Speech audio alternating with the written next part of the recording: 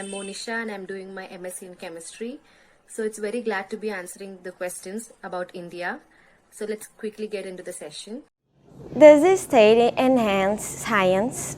So science, technology, engineering and mathematics, which is abbreviated as STEM, learning supports the Karnataka government in its endeavor to promote and improve the quality of education in the state. Karnataka is a state in India, so basically the place I live in. The mission of the Karnataka government is to equip children with knowledge and skills and values to enable them to become good human beings.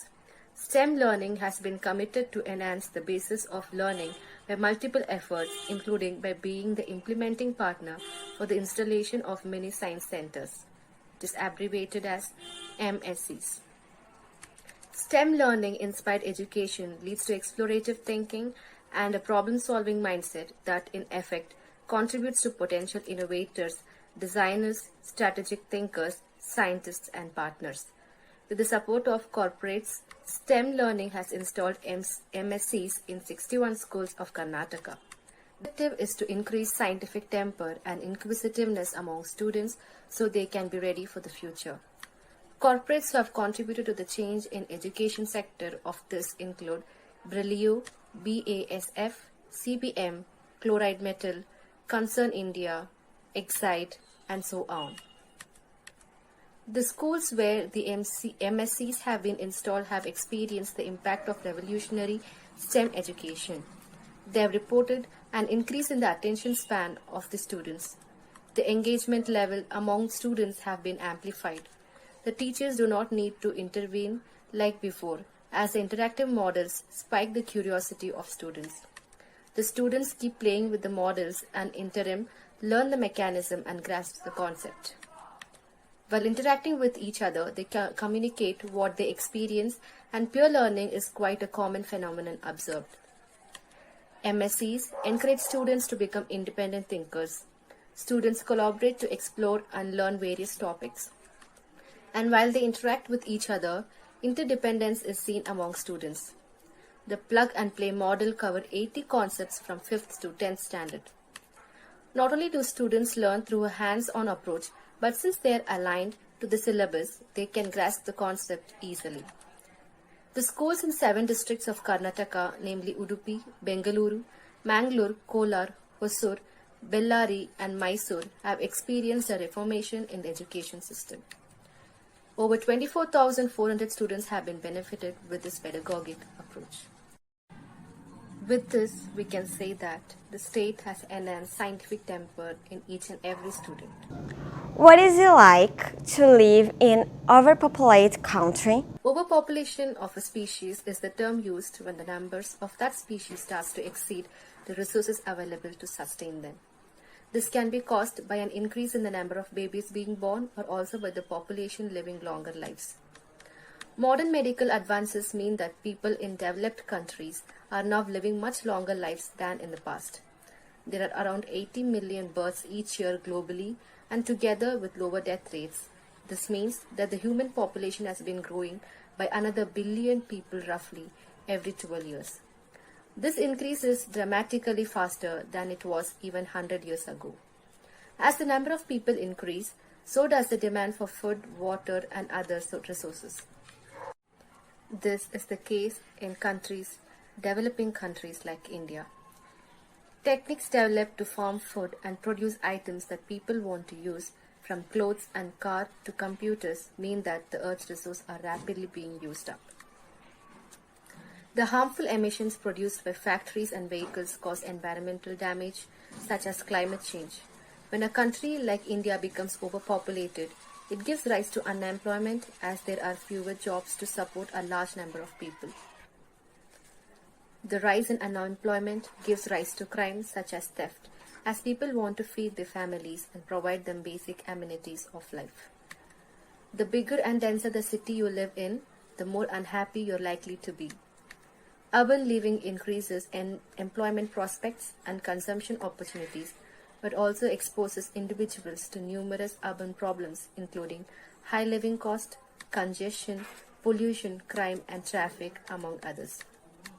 The pursuit of happiness is a fundamental human objective, and social scientists have long suggested that individual happiness depends on where one lives. Urban living has the potential to greatly affect well-being in many ways, both good and bad. Concentrating workers in densely polluted urban areas creates many production advantages due to cost efficiencies from large-scale production, better employer-employee job matching, and increased creation and dissemination of knowledge among skilled workers. So with this, we can say that living in an overpopulated area or a country has its own advantage and disadvantage, but it is most likely to be seen that people living in overpopulated country have to be working very hard day to day to lead a satisfied life.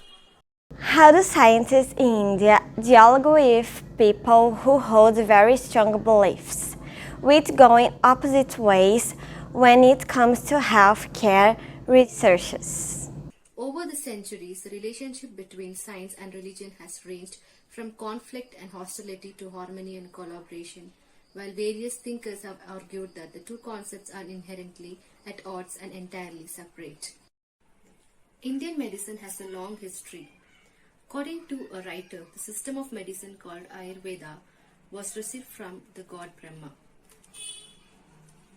The Hindus believed that the body contains three elementary substances, microcosmic representatives of the three divine universal forces, which they call spirit, air, phlegm and bile, comparable to the humors of the Greek.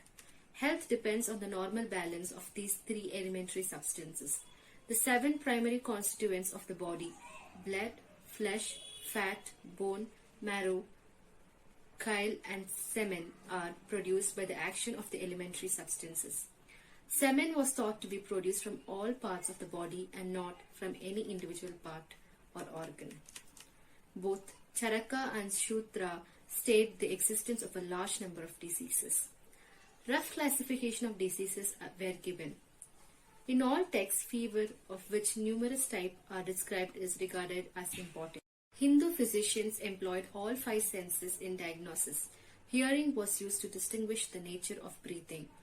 Alteration in voice and the grinding sound produced by the rubber together of broken ends of bone.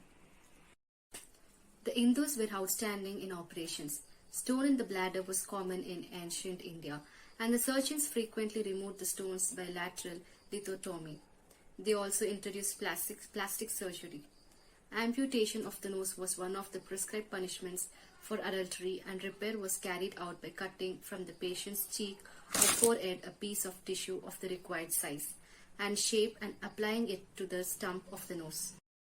Magical beliefs still persisted, however, until late in the classical period. Thus, the prognosis could be affected by such fortuitous factors as the cleanliness of messenger sent to fetch the physician, the nature of his conveyance, or the types of person the physician met on his journey to the patients.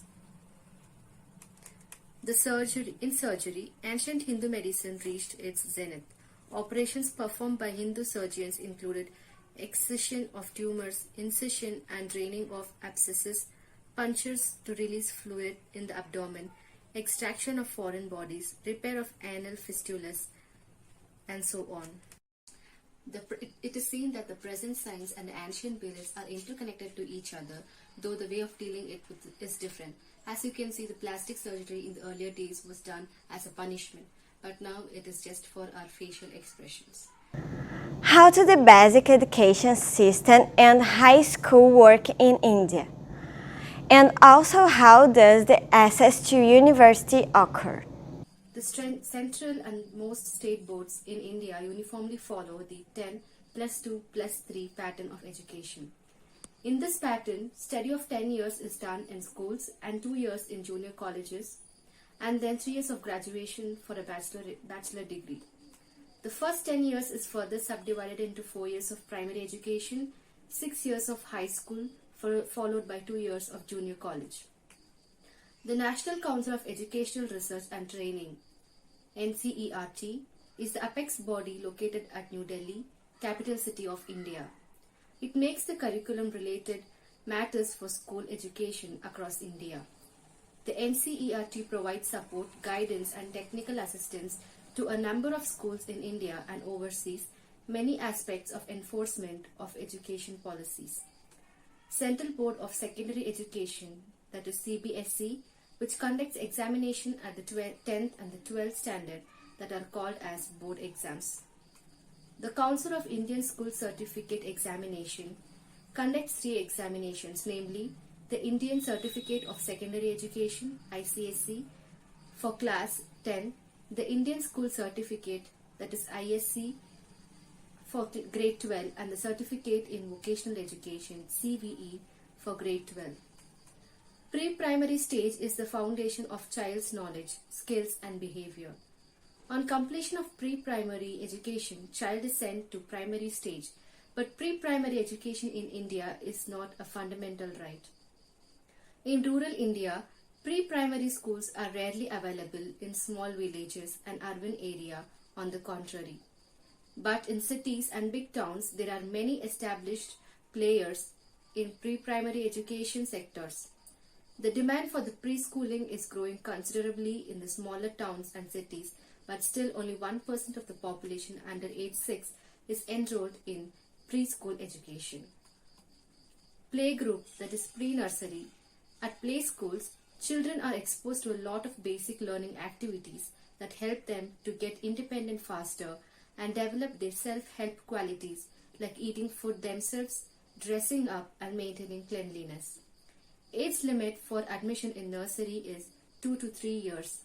At nursery level, activities help children unfold talents, enable them to sharpen their mental and physical abilities.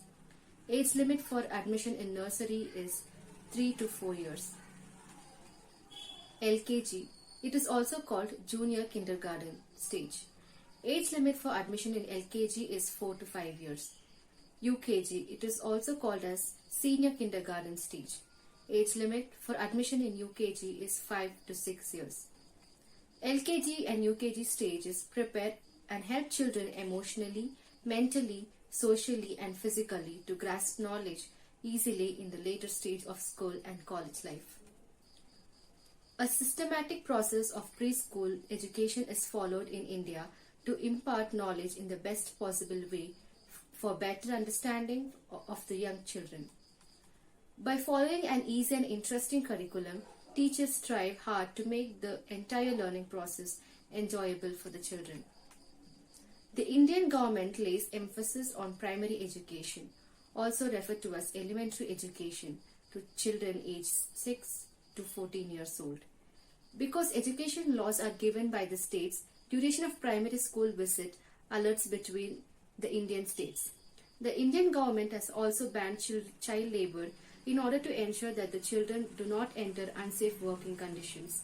However, both free education and the ban on child labor are difficult to enforce due to economic disparity and social conditions. 80% of all recognized schools at the elementary stage are government-run or supported, making it the largest provider of education in the country.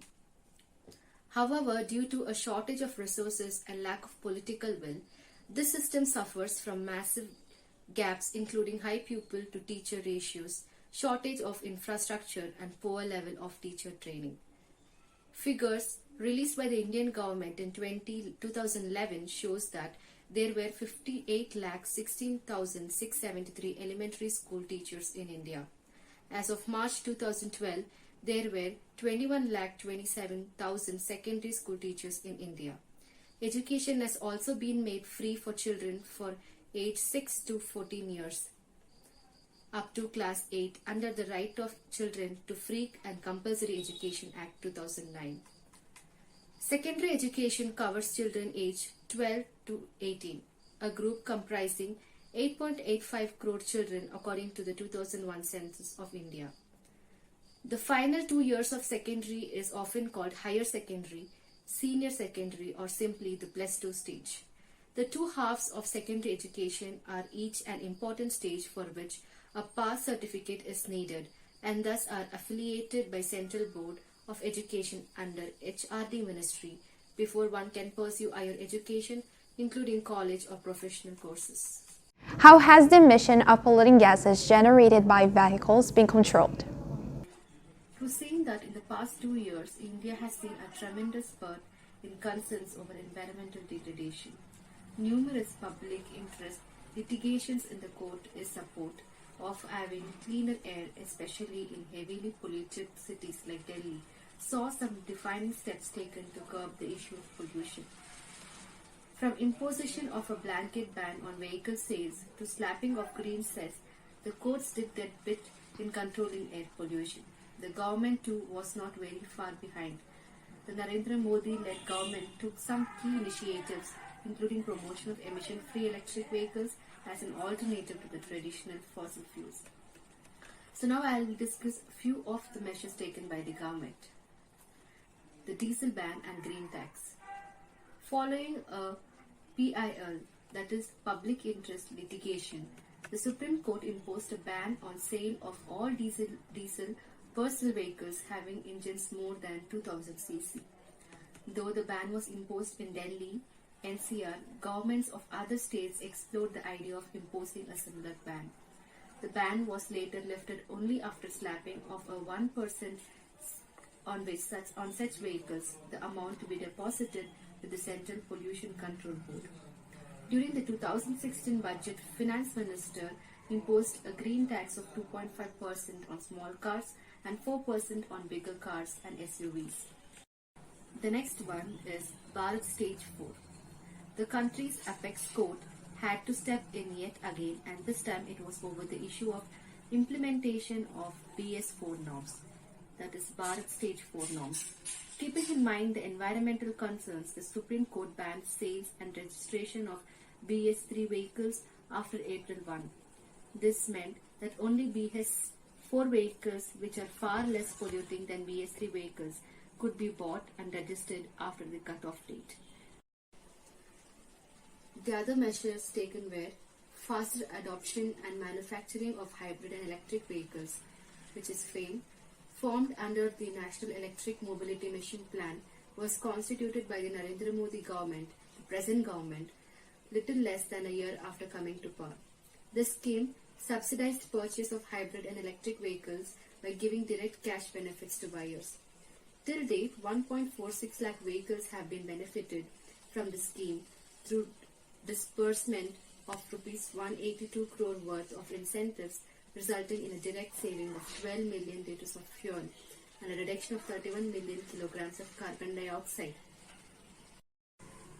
The next scheme was scrappage scheme. The government had plans to incentivize and encourage existing owners of old trucks and buses which are more than 11 years old to trade in for new replacements. Plans could involve exemptions on payments of duties or discount on taxes. Such exemptions would help reduce the acquisition cost of new trucks, boost production and sales of new trucks, reduce emissions, boost fuel efficiency, minimize fuel consumption, and also cut down instances of vehicle breakdowns. The last step, or the major step taken by the government, is liquefied natural gas. This fuel, which is relatively a new concept in India, is aggressively pushed forward by MoD, which is Nitin Gadkari-led Ministry of Road Transport and Highways. While liquefied natural gas is already used in the industrial sector, it is not commercially available for the automotive industries.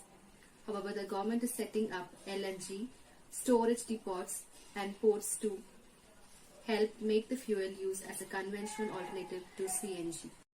These are the few steps taken by the government of India to tackle the problem of pollution, and it is also striving its level best to decrease it.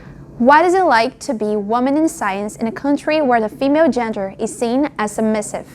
Women are universally underrepresented in science and technology. India, viewed as a potential powerhouse of innovations, is no exception. True, the subcontinent's institutes of scientific learning are open to all its citizens, but potential female researchers still hesitate at the thresholds of laboratory. But now, this concept where the women are not much involved into science is not true. There are many women who work in science have created a success. Few of them are Janaki Ammal. She was a founder fellow of the Indian Academy of Sciences. She won Padma Shri Award and was a renowned botanist and plant cytologist who made significant contribution to genetics, evolution, and ethnobotany. Anna Mani, the only woman scientist to work with C.V. Raman, is well known for her work in atmospheric physics and instrumentation. She contributed to the study of radiation, ozone, and atmospheric electricity, both on the surface and in the upper air, using special sounding techniques. Joining the Indian Meteorological Department in 1948, she rose to become the Deputy Director General of Observatories in Delhi. The head of my department is a woman. There are all women. There are many women who work. They have completed PhD. They are doctorates, and I could see that there is equality. Only thing is that the problem here is that the society doesn't allow them. So if you go into an environment where you see equality, then it is actually very advantageous for women. But if you see more than 50% of the women in India come from a society or from a family where they're always submissive. So that's the main problem. But once when they get into a university where they can work, or into an environment where they can actually work, they prove themselves. Is there any entity which works to inspect the pollution generated by industries, and how does it work? Industrial revolution has enabled the humans to advance further in the 21st century. Technology developed rapidly, science became advanced, and the manufacturing age came into view. With all of these came one more effect, that was industrial pollution. Earlier, industries were small factories that produced smoke as the primary pollutant. However, since the number of factories increased and worked only a certain number of hours a day, the level of pollution did not grow significantly. But when these factories became full-scale industries and manufacturing units, the issue of industrial pollution started to take more importance. The Ministry of Environment, Forest and Climate Change has developed the criteria of categorization of industrial sectors based on the pollution index, which is a function of emissions, air pollutants, effluents, which is water pollutants, and hazardous waste generated, and consumption of resources.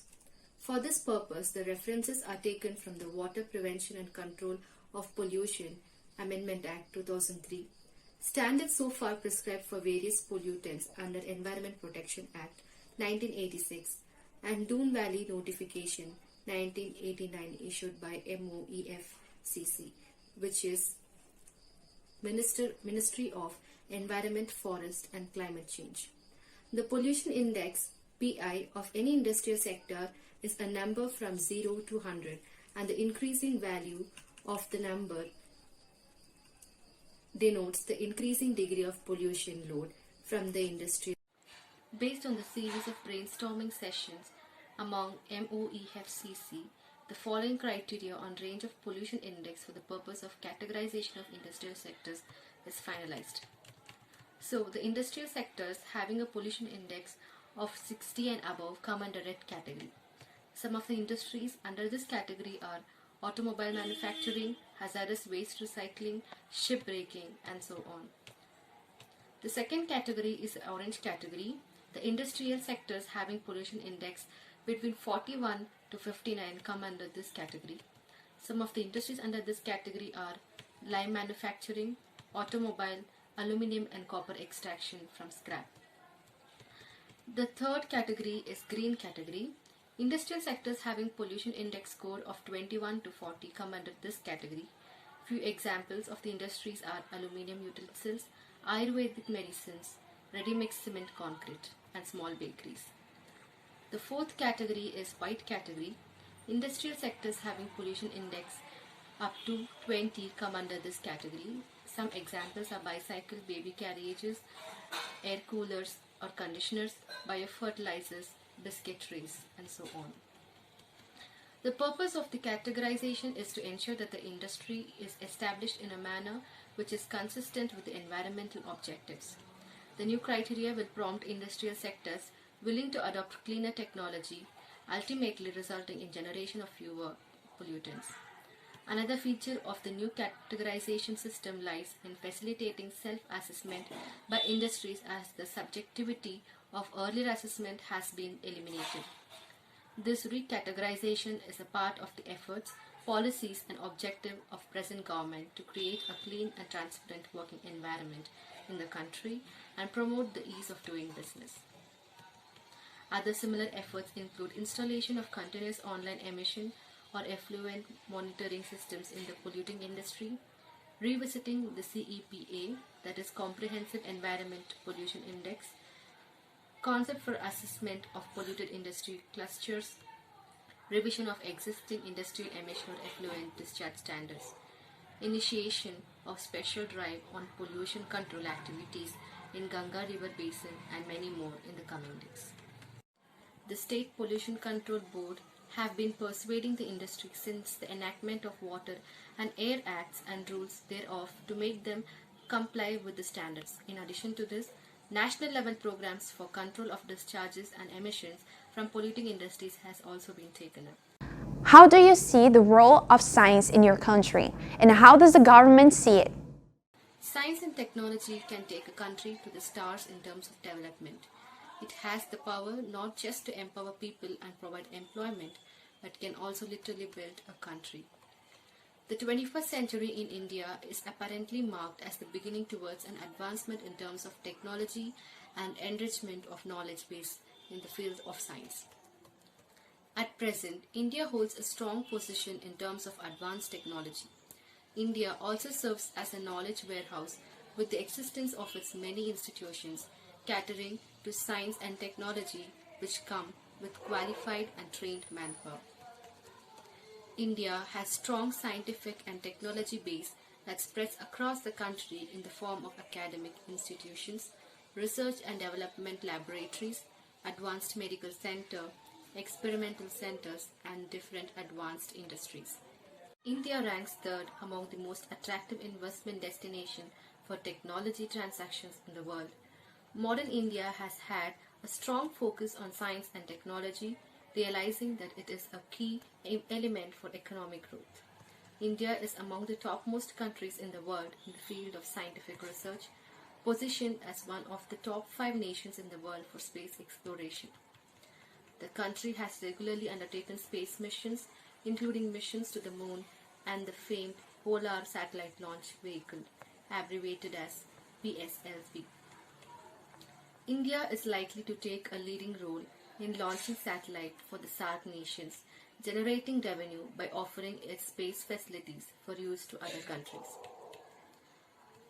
As of June 18, 2021, it was seen that India had more than 988 universities related to science. With support from the government, considerable investment and development has incurred in different sectors such as agriculture, healthcare, space research and nuclear power through scientific research. For instance, India is gradually becoming self-reliant in nuclear technology. There were various recent developments made in the field of science in this particular year. Some of them are, in July 2021, ISRO announced that its geo-imaging satellite EOS-03, which will enable near real-time monitoring of natural disasters such as floods and cyclones, is scheduled for launch in the third quarter of 2021, and Chandrayaan-3 is likely to be launched in the third quarter of 2022. In August 2021, the central government approved Deep Ocean Mission, which will be implemented by Ministry of Earth Sciences. The mission is a multi-ministerial, multidisciplinary program to develop deep-sea technologies such as manned submersibles and enable deep-sea mining, exploration of deep-sea mineral resources, and marine biodiversity. In August 2021, ISRO announced that it is in discussion with Europe and Israel space agencies to boost cooperation and recognize potential opportunities to work. With this, we can see that India is working very hard to improve in science and to apply it in all over the world. With this, we come to the end of this discussion. I hope I have given you all the information required by you on these questions. I thank you and your school for giving me this opportunity. Thank you.